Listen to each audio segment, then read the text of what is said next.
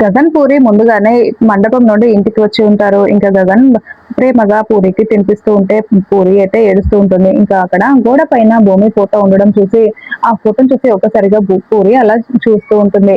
ఏంటమ్మా అని గగన్ అడగడంతో ఆ ఫోటోని చూస్తుంటే నాకు చాలా కోపంగా ఉందన్నయ్య అని పూరి చాలా బాధపడుతూ చూస్తూ ఉంటే ఇంకా గగన్ ఒక్కసారిగా లేచి ఆ ఫోటోని చూస్తూ అంటే బిందు శివ ప్రేమించుకుంటున్నారని నీకు ముందే తెలుసా అని భూమిని అడిగినప్పుడు తెలుసు అని భూమి చెప్పిన విషయాన్ని గుర్తు చేసుకొని ఆ ఫోటోని ఒక్కసారిగా బయటికి ఇలా విసిరేస్తాడు. అప్పుడే భూమి శారద ఇంట్లోకి అడుగు పెడుతూ ఉంటాడు. ఇంకా నేరుగా ఆ ఫోటో వెళ్ళి పగిలిపోయి భూమి కాళ్ళ దగ్గర పడిపోతుంది.